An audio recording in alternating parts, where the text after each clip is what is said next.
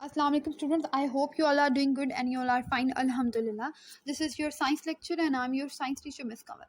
So students, basically हमने इससे पिछले जितने भी हमारे lectures हुए थे उसमें हमने chapter number 1 and then chapter number 2 को thoroughly read out भी किया था. उसके बाद हमने उसको one by one discuss किया था. उसके short questions, long questions, even exercises को discuss किया था. And now according to your planner we are going to discuss chapter number 5 here. हमने चैप्टर नंबर 5 को यहाँ पे आपको जो चैप्टर नंबर 5 है वो बुक का वो डिस्कस करना है यहाँ पे one by one basically. So chapter number 6 आपकी बुक का जो है वो है पेज नंबर आपको 46 ओपन करना है. वहाँ पे आपको एक हेडिंग नज़र आ रही है वाटर के नाम से. This is your chapter number 5. मतलब आपके चैप्टर नंबर 5 का नाम है water. So students we are going to go for its reading. So kindly open book page number 47. So water is the most common compound on the earth and its atmosphere. आपको मालूम है कि जो आपका जो वाटर है, पानी जिसे हम कहते हैं, वो आपकी अर्थ का सबसे most common compound on earth. आपकी अर्थ पे सबसे कॉमन, सबसे ज़्यादा पाया जाने वाला जो कंपाउंड है वो आपकी अर्थ पे वाटर ही होता है. एंड इट्स एटमॉस्फेयर, और आपकी जो अर्थ की जितनी भी एटमॉस्फेयर है उसकी जो आबो हवा होती है उसमें भी वाटर हर जगह मौजूद है. It covers more than 70% of the surface of the अर्थ. और ज़मीन का अगर 100% ज़मीन की बात की जाए तो उसमें से 70% हिस्सा, मतलब 70% हिस्सा ज़मीन का, इतनी बड़ी अमाउंट में, आधे से भी ज़्यादा अमाउंट में जो आपकी अर्थ है वो पानी ने कवर किया हुआ है उसको. It exist in 3 physical states of matter. आपको पता है कि ये 3 हालतों में हमें मिलता है. 3 हालतें कौन सी होती हैं? सॉलिड शक्ल में मिलता है, सॉलिड की शक्ल में आपको आइस दिखती है, एंड लिक्विड की शक्ल में आपको वाटर की शक्ल में जिसे हम पीते हैं उस शक्ल में मिलता है, एंड गैस की शक्ल में जब हम इसके वाटर के वेपर्स बनाते हैं, जब उसको स्टीम करते हैं तो पानी हवा में उड़कर गैस की फॉर्म में चला जाता है जिसको हम वाटर वेपर्स कहते हैं. तो इस तरह ये सॉलिड, लिक्विड और गैस तीनों फिजिकल स्टेट का से मुराद है कि जो हम अपनी आंख से देख सकते हैं वो वाली हालतें. तो पानी की हमें 3 हालतें मिलती हैं, सॉलिड भी, लिक्विड भी एंड गैस फॉर्म में भी. Water freezes at 0 degree centigrade and boils at 100 degree centigrade. आपने कभी फ्रीज़र में अगर पानी जमाने रखा है तो पानी सिर्फ उसी टेम्परेचर पे तभी जम सकता है जब उसका टेम्परेचर 0 डिग्री हो. दैट मीन्स कि पानी 0 डिग्री सेंटीग्रेड पर जमता है. And boils at 100 degree centigrade. अगर आपने पानी किसी स्टील के बर्तन में या किसी आयरन के बर्तन में चूल्हे पर चढ़ाया है तो वो बॉयल होता है ओनली एट 100 डिग्री सेंटीग्रेड. मतलब जब तक कि पानी का जो टेम्परेचर है वो 100 डिग्री सेंटीग्रेड नहीं होता तब तक वो बॉयल होना, मतलब उबलना शुरू नहीं करता. The temperature at which water converts into ice is called its freezing point. अब मैंने अभी आपको बताया कि अगर हमने पानी उठाया और किसी बर्तन में रख के फ्रीज़र में रखा है, फ्रिज में रखा है, तो जब वो कन्वर्ट होना शुरू होता है आइस में, आपको पता है कुछ देर बाद अगर आप उसे छोड़ दें तो कुछ घंटों बाद वो आइस की फॉर्म में, मतलब सॉलिड फॉर्म में कन्वर्ट हो जाता है. तो जिस टेम्परेचर पर वाटर कन्वर्ट हो जाता है आइस के अंदर, लिक्विड से आइस में कन्वर्ट हो जाता है, उस टेम्परेचर को उसका फ्रीजिंग पॉइंट कहते हैं, जो कि अभी मैंने आपको बताया था 0 डिग्री सेंटीग्रेड होता है. And the temperature at which water starts boiling is called its boiling point. आपने चूल्हे पे पानी रखा हुआ है तो जिस टेम्परेचर पे पानी ने स्टार्ट कर देना बॉयल होना, उबलना शुरू करना है, हम उसको बॉइलिंग पॉइंट कहते हैं, जो कि अभी मैंने आपको 100 डिग्री सेंटीग्रेड बताया. उसके अलावा इन द ब्लू बॉक्स उन्होंने आपको वाटर के बारे में कुछ इंपॉर्टेंट बात बताई है.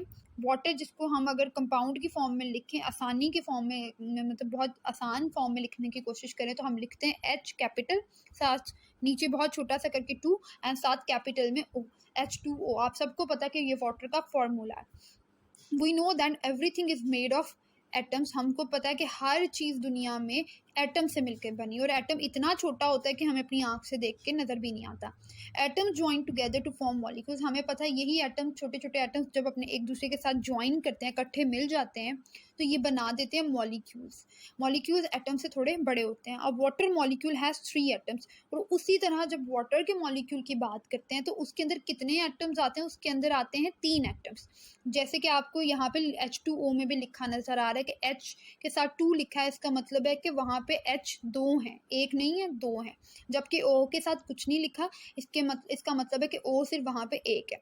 तो इसका मतलब 2 H हो गए और एक ओ हो गया। तो ये 2 हाइड्रोजन के एटम्स हैं, H से मुराद मेरी हाइड्रोजन है और O से मुराद ऑक्सीजन है। दैट मीन्स कि 2 हाइड्रोजन के एटम्स होते हैं वहाँ पे और एक ऑक्सीजन का एटम होता है। 2 हाइड्रोजन के एटम्स और एक ऑक्सीजन का एटम मिलकर वाटर का मॉलिक्यूल बनाते हैं और उसके अंदर हम अगर बात करें कि एक वाटर के मॉलिक्यूल के अंदर कितने एटम्स होते हैं तो हम उन्हें बताएंगे कि एक वाटर के मॉलिक्यूल के अंदर 3 एटम्स होते हैं, 2 हाइड्रोजन के और एक ऑक्सीजन के।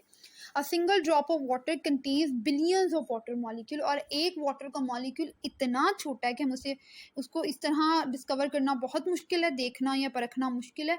अगर एक वाटर का ड्रॉप कहीं पर गिरता है तो आप कह सकते हैं कि उसके अंदर बिलियंस मतलब करोड़ों से भी ज़्यादा वाटर के मॉलिक्यूल्स मौजूद हैं। मतलब एक वाटर का मॉलिक्यूल इतना छोटा है कि अगर आप एक ड्रॉप पानी का कहीं पे गिराते हैं तो उसके अंदर बिलियंस ऑफ वाटर मॉलिक्यूल्स मौजूद है। So student, the new heading here is water for life, जिंदगी के लिए पानी। मतलब आपको पता है हम सब ये कहते हैं कि पानी के बगैर कोई जिंदा नहीं रह सकता, तो अब आपको इस टॉपिक में वो यही बताने जा रहे हैं कि पानी जिंदगी के लिए किस तरह और कितना ज़रूरी है। All living things need water to survive, हर चीज़ को जो भी ज़िंदा है उसको सर्वाइव करने के लिए, उसको ज़िंदा रहने के लिए वाटर की ज़रूरत होती है। Plants, fishes, insects, birds and other animals all need water to grow. हम हो गए, इंसान हो गए या प्लांट्स हो गए, फिशेस हो गई, इंसेक्ट्स कीड़े मकोड़े हो गए या बर्ड्स परिंदे हो गए, और जितने भी एनिमल्स हैं सबको ज़िंदा रहने के लिए, ग्रो करने के लिए, बढ़ने के लिए उनको वाटर की ज़रूरत होती है। Green plants must have waters to make food during photosynthesis. Green plants आपके इर्द गिर्द जितने भी मौजूद हैं उन्होंने अपना खाना प्रिपेयर करना होता है जिसको फोटोसिंथेसिस कहते हैं। अगर वाटर मौजूद नहीं है तो वो अपना खाना प्रिपेयर नहीं कर सकते। Some plants and animals live only on water, और कुछ प्लांट्स और एनिमल तो इस तरह के हैं वो तो जिंदा ही सिर्फ पानी की वजह से हैं। अगर वहाँ पानी ना हो तो वो तो जिंदा भी नहीं रह सकते। Aquatic animals use oxygen dissolved in water. अब आपको पता है कि कुछ हमारे जो अल्लाह की बनाई मखलूक़ात हैं वो पानी में रहती हैं, जिनको हम इक्वेटिक एनिमल्स कहते हैं, जिसमें मछलियाँ आ जाती हैं, वेल्स आ जाती हैं, और जो भी चीज़ें पानी में रहती हैं वो सारी इक्वेटिक एनिमल्स होती हैं। वो भी पानी में तभी वो पानी के अंदर डिज़ोल्व हुई ऑक्सीजन का इस्तेमाल करते हैं, लेकिन वो रहते फिर भी पानी में। Aquatic plants use carbon dioxide dissolve in water. आपको पता है प्लांट्स को खाना बनाने के लिए, अपना फोटोसिंथेसिस करने के लिए कार्बन डाइऑक्साइड की ज़रूरत होती है, और वो भी उस वाटर के अंदर डिज़ोल्व किए हुए से हासिल करते हैं। तो basically water is necessary for every living thing. Our body also needs water, हमारी बॉडी को भी पानी की ज़रूरत होती है। Water makes us about 2/3 of our body. अगर हम बात करें कि हमारी बॉडी में कितना पानी है, अगर हमारी बॉडी की बात करें, अगर हमारी बॉडी को 3 हिस्सों में डिवाइड कर दें तो 3 में से 2 हिस्से हमारी बॉडी पानी ही है। मतलब हमारी बॉडी का हर सेल के अंदर पानी इतना ज़्यादा मौजूद है कि अगर हम अपने बॉडी को 3 पार्ट्स में डिवाइड कर दें और पानी को एक जगह जमा कर लें तो 2 हिस्से आपका पानी कवर कर लेते हैं और बाकी सारा बॉडी का जो मैस है वो सिर्फ एक हिस्से में रखा जाएगा। मतलब इतना हम 70% से ज़्यादा हमारी बॉडी वाटर पे की बनी हुई है। Water help us in several ways, और उसके अलावा पानी हमारी बहुत सारे तरीक़ों ज़रियों से मदद करता है। Water helps to digest our food, पानी की मदद से हमारा जो भी हम खाते हैं वो हज़म हो जाता है। It helps to remove waste products from our body, और हमारी बॉडी में से जितना भी फासिद मादे और जितनी भी चीज़ें वेस्ट बाहर जाता है वो भी सिर्फ वाटर की वजह से जाता है, पानी की मदद से जाता है। Water keeps our body cool in hot weather, जब बहुत ज़्यादा गर्मी होती है हम पानी के इस्तेमाल से अपने आप को ठंडा रख सकते हैं। उसके अलावा by sweating which is mainly water, और वो हम किस तरह रखते हैं कि हमारी बॉडी से पसीना निकलता है, स्वेटिंग निकलती है। उसके बाद अगर आप नोटिस करें जब कभी पसीना निकलता है तो आपकी बॉडी ठंडी हो जाती है, और गर्म वेदर के अंदर आपकी बॉडी फिर भी ठंडा महसूस करती है। और ये जो स्वेटिंग है, पसीना निकलना, ये भी बेसिकली पानी है जो आपकी बॉडी से बाहर गया। उसके अलावा you can see here tidbit, यहाँ पे टिडबिट में हम पढ़ रहे हैं कुछ information. We might be able to live for a month without, कह रहे हैं कि हम शायद अगर खाना ना खाएं तो 1 महीना जिंदा रह सकते हैं, but we can not survive without water for more than a week. और अगर हम पानी ना पिएं तो हम 1 हफ्ता भी बहुत मुश्किल से जिंदा रहेंगे। So students, now we are going to discuss facts about water. यहाँ पे कुछ इन्फॉर्मेशन है, फैक्ट्स हैं, कुछ इन्फॉर्मेशन आपको लेटेस्ट निकाल के उन्होंने वाटर के बारे में दी है। Water makes up 95% of our blood. अगर आप ब्लड की बात करें तो उसमें 95% आपका पानी होता है और जो कलर आपको ब्लड के अंदर चीज़ें नज़र आ रही होती है वो सिर्फ 5% होता है। अच्छा, उसके अलावा 75% of our brain and 85% of our lungs are also water. अगर ब्रेन की बात कर लें, अगर 100% ब्रेन की अगर बात करें तो अगर उसमें 75% आपका पानी होता है और बाकी जो चीज़ें हैं आपके बॉडी दिमाग में मौजूद हैं ब्रेन में वो सिर्फ 25% है। इसी तरह हमारे जो लंग्स हैं वो भी 85% वाटर के बने हुए हैं और सिर्फ 15% दूसरी चीज़ों से। Overall our bodies are 60 to 70% of water. वही हमने बात की, जो 2/3 की हम बात कर रहे थे कि जो हमारी बॉडी है ओवरऑल अगर इसकी बात करें तो 60 to 70% हमारी बॉडी वाटर पे डिपेंडेंट है, वाटर की बनी हुई है। अ टमाटो इज़ अबाउट 95% वाटर। इसी तरह अगर आपने अपने घर में कभी टमाटर देखा है तो वो भी 95% वाटर है और बाकी जो 5% है उसमें उसका कलर है, उसकी स्किन है और उसका पल्प है। An apple is about 85% water. इसी तरह एप्पल है वो भी 85% वाटर होता है, सिर्फ 15% उसकी स्किन और उसका पल्प है। Pure water has no colour, no taste and no smell. ये भी एक इन्फॉर्मेशन है कि जो प्योर वाटर होता है ना उसका कोई टेस्ट होता है, ना उसकी कोई स्मेल होती है और ना ही उसका कोई कलर होता है।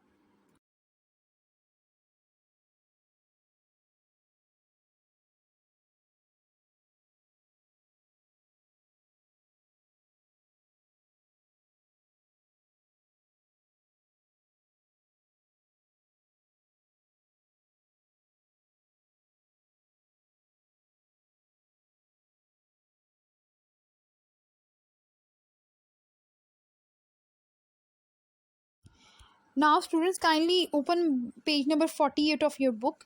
अब हम नेक्स्ट पेज पे आ गए हैं, जो है पेज नंबर 48 आपके बुक का। सो यहाँ पे आप देख रहे हैं सोर्सेज ऑफ वाटर के नाम पे हेडिंग। सोर्सेज ऑफ वाटर का मतलब है वाटर के ज़राए, मतलब हमें वाटर कहाँ कहाँ से मिलता है वो हैं उसके ज़राए और सोर्सेज। सो यहाँ पे हम डिस्कस करेंगे इन चीज़ों को one by one. Water is present not only on the surface of the earth but also beneath it's surface. आपको दरिया, समंदर और पॉन्ड्स ये सब चीज़ें तो मालूम है, पानी आपको अपने सामने और अर्थ की सरफेस के ऊपर तो नज़र आता है, लेकिन वो कह रहे हैं कि पानी आपकी अर्थ के सरफेस के नीचे भी मौजूद है, बीनीथ द सरफेस भी मौजूद है। सो अब वो किस तरह मौजूद है और उसको हम कैसे डिस्कस करेंगे, वो यहाँ पे वन बाय वन हम इसे रीड करते हैं। Surface water. सरफेस वाटर से मुराद वो पानी जो ऊपर है, ज़मीन के ऊपर, जो हमें नज़र आता है। About 97% of the earth surface water is found in the oceans. आपको पता है आपकी अर्थ का अगर 100% वाटर पूरा दुनिया का इकट्ठा किया जाए तो उसमें से 97% आपके ओशंस में मौजूद है, समंदरों में मौजूद है, और इट इज़ सॉल्ट वाटर। अब ये सॉल्ट वाला वाटर है तो हम इसको पी नहीं सकते, इसका इस्तेमाल नहीं कर सकते। Only 3% of water is fresh water. सिर्फ 3% वाटर फ्रेश वाटर है जो दरियाओं से बह कर आता है और हम उसी को इस्तेमाल करते हैं पीने में और ज़िंदा रहने के लिए। उसके अलावा which is present on the surface of the earth, in the air, water vapours and under the ground. और यही जो 3% तो थोड़ी अमाउंट का वाटर है, यही आपके दरियाओं में, यही आपकी ज़मीन के नीचे भी मौजूद है, यही आपकी हवा में वाटर वेपर्स की शक्ल में मौजूद है। और मिल मिलाकर ये सारा वाटर जो है यही हम इस्तेमाल करते हैं ज़िंदा रहने के लिए। ओशन वाटर की अगर हेडिंग आपको नज़र आ रही है तो उसके बाद हम इसको स्टडी करते हैं, इसको रीड करते हैं। Ocean water is a mixture of dissolved gases and salts in pure water. Ocean water basically एक मिक्सचर है जिसके अंदर बहुत सारी गैसेस भी डिज़ोल्व हुई होती हैं, मिक्स हो गई होती हैं, and salts in pure water. Pure water के अंदर बहुत ज़्यादा अमाउंट में सॉल्ट डिज़ोल्व हो गया होता है, अब बहुत ज़्यादा सॉल्ट भी वहाँ पर डिज़ोल्व हो चुका है, बहुत सारी गैसेस भी डिज़ोल्व हो चुकी हैं, इसलिए ओशन का जो वाटर है वो एक मिक्सचर बन जाता है। The major dissolve gases in ocean water are nitrogen, oxygen and carbon dioxide. और ओशन के वाटर के अंदर जो बहुत ज़्यादा अमाउंट में बहुत ख़ास गैसेस जो डिज़ोल्व हैं वो हैं नाइट्रोजन, ऑक्सीजन और कार्बन डाइऑक्साइड गैस। और साथ साथ यहाँ पे magnesium sulphate and calcium sulphate. The major dissolve salts are sodium chloride, और जो सबसे इम्पॉर्टेंट सॉल्ट उसके अंदर डिज़ोल्व है वो है सोडियम क्लोराइड, मतलब आपका टेबल सॉल्ट। ये जो आपका आम खाने का नमक जिसको टेबल सॉल्ट बोलते हैं उसका साइंटिफिक नेम होता है सोडियम क्लोराइड। तो basically sodium chloride, magnesium chloride and magnesium sulphate and calcium sulphate etcetera, ये 4-5 सॉल्ट्स के उन्होंने आपको नाम बताएं। तो ये सारे के सारे सॉल्ट बहुत मेजर अमाउंट में, बहुत बड़ी अमाउंट में आपके ओशन के वाटर के अंदर डिसॉल्व होते हैं, इसलिए आपका ओशन वाटर जो है वो बहुत ज़्यादा सॉल्टिश है, इसलिए हम उसको पी नहीं सकते। उसके अलावा ocean water is for example etcetera sodium chloride is the most abundant salt in ocean water. अभी हमने आपको बताया कि जो सोडियम क्लोराइड है वो बहुत ज़्यादा अमाउंट में, बहुत मेजर अमाउंट में, अबंडेंट का मतलब होता है बहुत ज़्यादा मिकदार में आपके ओशन के वाटर के अंदर मौजूद है। Ocean water is unusable for drinking because of salt. अभी हमने कहा कि हम इसको पी नहीं सकते, पीने में इस्तेमाल नहीं कर सकते क्योंकि इसमें सॉल्ट बहुत ज़्यादा अमाउंट में मौजूद है। Some countries like Saudi Arabia, Kuwait etc. remove salt from the ocean water to make it drinkable। अब सऊदी अरेबिया की अगर बात कर लें या कुवैत या कुछ और ऐसे कंट्रीज़ हैं जो जिनके इर्द गिर्द समंदर बहुत बड़ी अमाउंट में मौजूद है, तो ये इस्तेमाल करते हैं किसी हद तक उस सॉल्ट को पानी में से रिमूव करके उस पानी को ड्रिंकेबल, पीने के काबिल बनाकर, ये नई टेक्निक्स आजकल जो आ गई उसकी मदद से उसको इस्तेमाल में लाने की कोशिश कर रहे हैं। उसके अलावा now moving towards the next heading, आपको ये जो नेक्स्ट हेडिंग नज़र आ रही है वो आ रही है फ्रेश वाटर की। फ्रेश वाटर से मुराद है ताज़ा पानी। ताज़े पानी में आ जाते हैं आपके दरिया, आपका जमा हुआ पानी जो पिघलता है और बहकर हम तक पहुंचता है, और ये ताज़ा पानी होता है और ये हम इस्तेमाल करते हैं। Most of the fresh water is frozen. यही बात मैं आपको कर रही थी कि जो फ्रेश वाटर है ज़्यादातर वो जमा होता है, और पहाड़ों पे जो बर्फीले पहाड़ होते हैं वहाँ पे वो पानी जम चुका होता है। The frozen water is found in mountains in the form of glaciers. Glaciers हम उनको जो बर्फ़ के जमे हुए पहाड़ होते हैं जिसमें वो फ्रोज़न आपका जो पानी है वह फ्रोज़ हुआ होता है, वहाँ पे जमा हुआ होता है, उसको हम ग्लेशियर्स कहते हैं। तो जब गर्मी आती है या गर्म टेम्परेचर स्टार्ट होता है तो वो वहाँ से पिघलना शुरू होता है और वो बहता हुआ दरियाओं की शक्ल इख्तियार करता है, नदियों की शक्ल इख्तियार करता है और हम तक पहुँच जाता है, और फिर हम उसको पीने में इस्तेमाल करते हैं और अपनी ज़िंदगी के ज़िंदा रहने के लिए इस्तेमाल करते हैं। Snow accumulates year after year to form ice sheets. उसके अलावा जो बर्फ़बारी होती है, आसमान से जो स्नो गिरती है वो जमती रहती है साल हा साल, यानी अरसे गुजरते जाते हैं, साल पे साल गुजरते जाते हैं, और ऐसे इलाके जहाँ बर्फ़ जमती रहती है, वो स्नो गिरती है और वहाँ पे आइस की शीट्स बाकायदा बन जाती हैं। These ice sheets are called glaciers. और ये आइस शीट्स जब इकट्ठी होती चली जाती हैं तो वो ग्लेशियर्स मतलब बर्फ़ के पहाड़ बना देती हैं। Fresh water is also found in streams, rivers, lakes and ponds. यही मैं आपको बता रही, जो फ्रेश वाटर है ये बेसिकली आपको नदियों में, दरियाओं में और जितने भी किस्म के आपके कहने तालाबों में, इन सब जगहों पे जो तेज़ बहाव वाला पानी होता है ये सारा फ्रेश वाटर होता है। At some places where ground is low the water stays for part of the year and makes the ground very wet. और कहते हैं कि कुछ जगह अगर ज़मीन की ऐसी होती हैं जहाँ पर ज़मीन बहुत नीचे और वहाँ पे पानी जमा हो जाए और पानी बहकर वहाँ से जा ना सके, तो पानी वहाँ पे ठहर जाता है, स्टे कर जाता है for part of the life of the year, बहुत ज़्यादा अरसे तक वहाँ पे मौजूद रहता है, और makes the ground very wet, और जिसकी वजह से जो ज़मीन है उसके नीचे की वो बहुत ज़्यादा गीली हो जाती है। Such places are called wetland. और ऐसी प्लेसेस को हम वेटलैंड्स का नाम दे देते हैं क्योंकि वो बहुत ज़्यादा वेट हो चुकी होती हैं पानी, क्योंकि वहाँ ज़्यादा ठहरा रहता है। उसके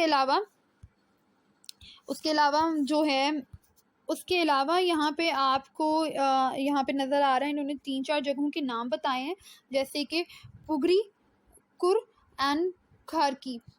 ये 3-4 ऐसी जगहें हैं जो सिंध प्रोविंस मतलब आपके सूबा सिंध में मौजूद हैं, और ये बेसिकली वेटलैंड्स हैं। ये बेसिकली आपकी वेटलैंड्स में शामिल होती हैं। मतलब यहाँ पे पानी को ज़्यादा, क्योंकि इनकी सरफेस जो अर्थ की सरफेस है वो ज़रा नीचे की तरफ है, और वहाँ पानी अगर जाता है तो वहाँ